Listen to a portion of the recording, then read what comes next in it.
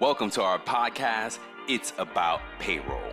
We're your hosts, Brian Escobar and Walter William Duncan III. Whether you're new to the payroll game or a seasoned veteran, we have something for you. All right, folks, welcome back. This is the last part of the deduction series, right? Yes. 4 parts we did. Involuntary. Thank you. You're reading my mind. First one was what? Voluntary, involuntary. Yep. Pre-tax deductions. Pre-tax deductions. Taxes was number 3. And Taxes. Today's episode is tax deductions and negative deductions. Because negative deductions can happen everywhere. Yes. I got it. Mm-hmm. But before we get into that, you had a note here about some interesting things here, right? Yeah, Catching up. Yeah. What's going on, man? How's your morning going? It's going good, man. Just finished doing a lot of traveling because you were with me on this last I was with you. Yeah, working, man, and trying to maintain. That's it. In this mode is now that when I have my breaks, my time off, I'm really trying to do some like self-care stuff, man. And good for you. Actually, just recharge because it's going right now in this season. Good for you. Yeah, it is. We're definitely cranking it up. Yeah, what about you, man? The same, man. Recovering from the week. We had long days, short night, and it's good.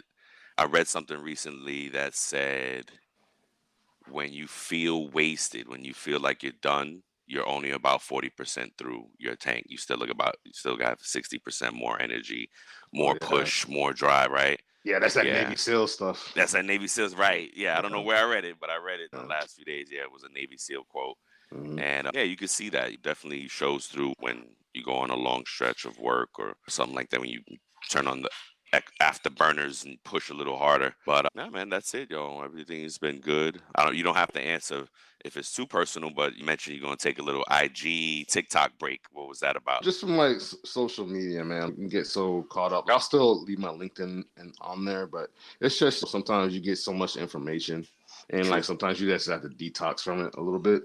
Just take a little break. So for me, that's what I want to do is get rid of that negative, unuseful information and do other things go out and make memories and stuff like that instead of staring and looking at a screen, you know? Yeah, I heard that. Yeah, I get it, man. I get it. Sometimes social media becomes an escape. And then you just go down the rabbit hole and next thing you know, you're scrolling for minutes and hours. Hours. Minutes turn into hours really quick on the phone. Yeah. So one of the last things that I recently read here, I think it was either an article on LinkedIn or Google. They were talking about like how Hong Kong just passed a law to allow cryptocurrency to be traded from a retail standpoint. Okay. So I find it interesting because I wonder how that's going to eventually impact payrolls over there. I think crypto, when you bring up a good point, it is definitely going to impact. They're already talking about how the blockchain will impact payroll. I think it's going to, as it impacts the world, right? As it becomes an official or more accepted currency, folks are going to want to get paid that way.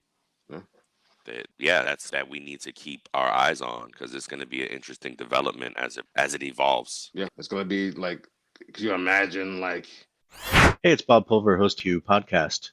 Human-centric AI, AI-driven transformation, hiring for skills and potential, dynamic workforce ecosystems, responsible innovation. These are some of the themes my expert guests and I chat about, and we certainly geek out on the details. Nothing too technical. I hope you check it out. We as payroll professionals may have to learn, depending on where the industry goes, we may have to learn a little bit of cryptocurrency just to understand, because there might be some payroll professionals who might not be into cryptocurrency at all. Oh, I think as payroll professionals, we need to get ahead of it for sure. Start reading, start listening to whatever you can, start consuming any content on how, and not only crypto, the blockchain as a whole. As we talked about it in one of the episodes, how it could be a way for employees to own their own information. Yes. Absolutely. Instead of a million companies having your info, we as the human controls our information, which is the way it should be. Yeah. We shouldn't rely on some other entity to manage our data. Yeah, absolutely. We should manage our own data. Right? Yeah, very interesting, man. Yeah, good stuff, man. Good stuff. Nice. Yeah. So I found getting into the episode now and the info, I found a really cool website the big guys has about payroll deductions, Google payroll deductions. And one of the big guys out there has a nice little link on it's interesting. They broke it down just as we did and on the show and the deductions and all that. So it's cool. It has a nice little calculator at the bottom, a gross to net calc. So hopefully Nice. Walt will remember to put it in the show notes for you guys. Roger that. But it also defined payroll deductions, right? And again, we're talking about post-tax deductions in this episode. If you've missed the whole series, go back and listen. Got some nuggets in there for y'all. And again, this whole series, Pay Stub Season 3, is about the employee's pay stub, paycheck, your pay receipt, what that looks like, what your paycheck looks like, what that receipt is about, all the information that it tells you.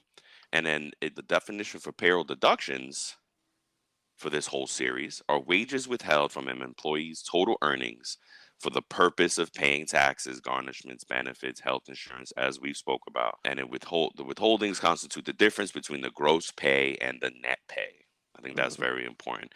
We're just talking about the impact. We talked about earnings. That was the first episode. Yeah, pretty much. And now the other big part of it is the deductions. That's how we get from gross to net. And that's where all the magic happens. Yep. These post-tax deductions. Yeah. What is a post-tax deduction? What is a post-tax deduction? Exactly. It is an after-tax deduction, also known as post-tax deduction, in the amount of money that's subtracted from taxpayer earnings after taxes. We talked about the hierarchy of the deductions that come out of your pay, right? And there is an order. So your gross goes in, but then the computer lines up what order they come out. So it's going to calculate your federal taxes first, and then it might calculate your benefits first. Then these post-tax deductions may come out third, because now it has to do the taxes first. It's this kind of order of importance. Yes. And and the post-tax deductions, unfortunately, are probably the least important. Even though Roth 401k contributions are included, still going to come out in a later hierarchy. Yes. And these are the post-tax deductions. Again, it's no pre-tax benefit. Last episode, we talked about pre-tax deductions. So there's no pre-tax benefit in these post-tax deductions. It just comes out your pay, right? Gross minus this deduction, and it does not help you tax-wise. Gotcha. I think that's the biggest call out, right? There's no tax benefit. There's no benefit to these other than it's paying for whatever it's supposed to pay for. Yeah. So let me ask you a question then. So in terms of involuntary to voluntary deductions, can post-tax deductions, are they usually one or the other? They're more likely voluntary, or they're more likely voluntary, right? No, not really, because garnishments are post-tax deductions. Child support, yeah. So that's a involuntary deduction, right? With garnishments get forced upon us. Yeah. So that's a post-tax. Can it be voluntary? And it can also be voluntary. So it can be both. It can fall into both categories. Awesome. Thank you. Yep. Yeah. Thank you. Sure. So I'm an employee, right? And I say I signed up for a deduction and there was an error. Either if it was my fault or I had a qualifying event, whatever, something changed. And I've elected to make the change. And the effective date allows me it's realized that with the effective date that I am entitled to a credit because I've been over deducted for something. Okay. So that creates what we call a negative deduction. Yeah. Yes. How does the negative deduction, when you're giving that employee the refund, how does it impact? Does it impact their taxes? How does it impact them? It depends. That's a great call out. It depends. If it was pre-tax initial, the refund, and then the right way to do it for the payroll professionals, payroll tip, you have to turn it back around in the same code. Yes. Right? You have to try to. If your system allows, that's the right way to do it. Your finance team. Yes. For reporting purposes, for everybody's purposes, you should use the same code to turn it around. If you're having trouble doing that, get your vendor involved. But this episode is brought to you by LinkedIn. Healthcare professionals can lead their careers with LinkedIn.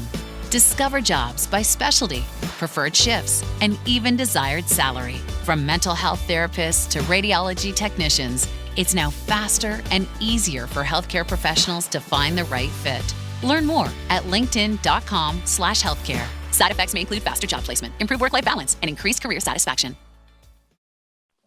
Turning that around will make a pre-tax an earning. It will now tax the check. And if it's not, it's supposed to, right? Think about it. If you got the pre-tax deduction, you benefited from the pre-taxability of it. The eligibility, yes. Right. What did I say? The pre-taxability of taxability, whatever. But now you're saying, whoa, that was a mistake. Give me the money back. I shouldn't have made that last medical. I changed whatever. It was a mistake. But now you're giving it back to the employee. So now they lose that pre-tax benefit, and it should be an earning. And Uncle Sam's, I'm going to get you now. Yes, Uncle Sam wants their money now. Exactly. It should be an earning. Now, negative deduction is how we do that. We turn it around instead of it. And I know it's like a double negative, but that's what it is. So if you do a negative deduction, it's actually cash back to the employee. It gives them the money back. That's right. So for all of us, yeah, I love how you act like you don't know. The listener, he's doing this. So for the novice, for the folks who are looking at their pay stub and are like, oh my God, why does it look like this? If there's a negative amount in the deduction section, that means you're actually getting money back. If you do the gross to net calc properly, you'll see that your net was increased by that negative deduction.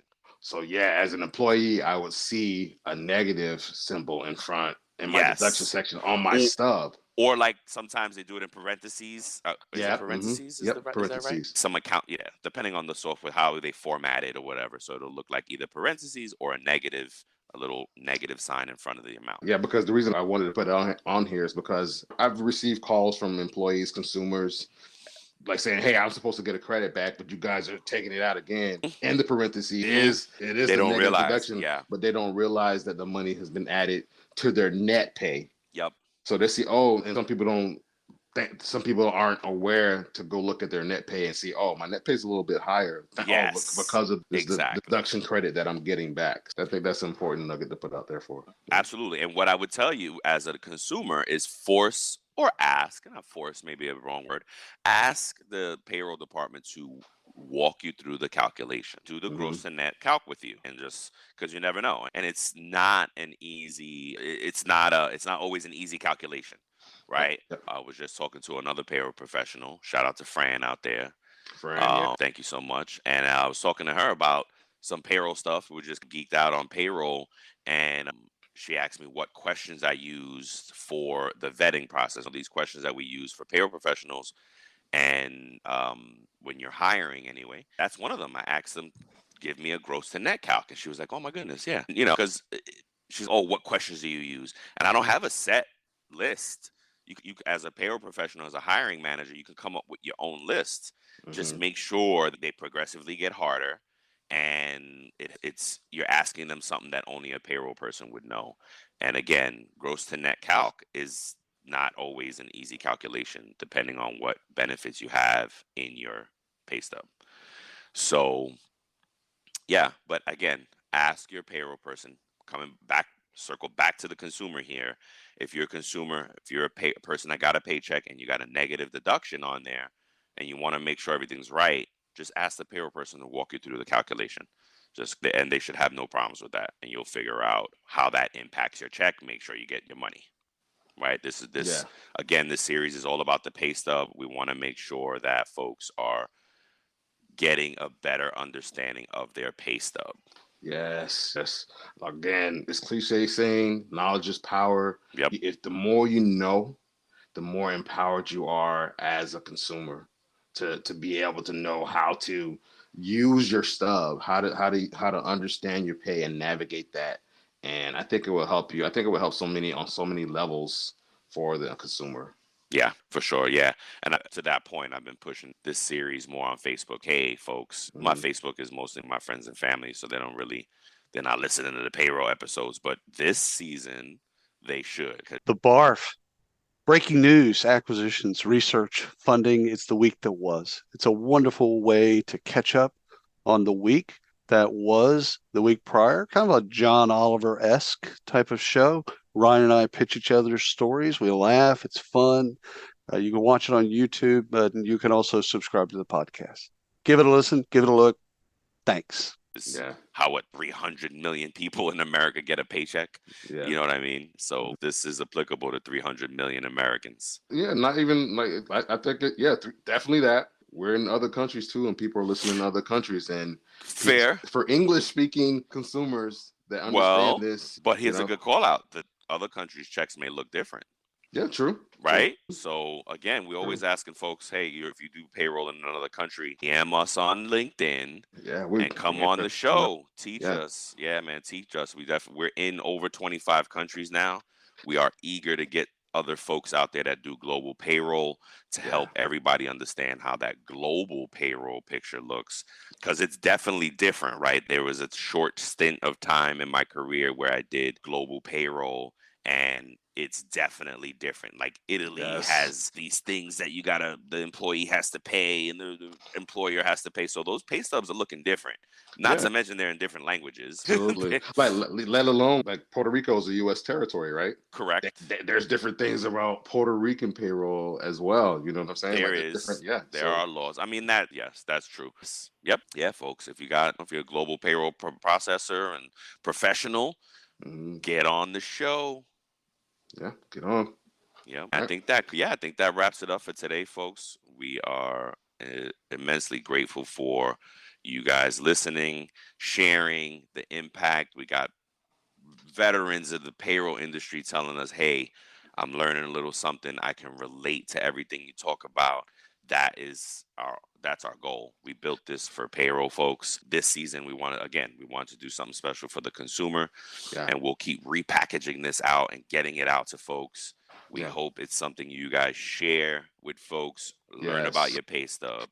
Yeah, and for those of you who like to read, we do have some articles coming out. So every episode is eventually going to be posted as articles, and for you to access and read and share. I'm excited about that. So that's another thing that we're going to be doing here. Next week, as we continue the series, we're going to briefly touch on net pay and some other items that may show on your stub, like for you to help you understand as a consumer on your stub. Okay, because we're wrapping this up, right? We're coming to the end of this season. Yeah, but I think that we need to get Gerard on before we end the season, maybe as a season ender. Again, the man that inspired the consumer movement that we've been on. So we definitely want to have him on there, and just to wrap up the season, really. So we got to get on that. Yeah, thanks folks for listening again, and we'll see you next week. See you next week. Peace. All right. Thank you for listening to today's episode of our podcast. We appreciate you. We're grateful for you. And we hope that the information that we'll share with you will impact you as a payroll professional. Until next time, keep learning, keep growing, and most importantly, keep going. I get it. The podcast just isn't enough.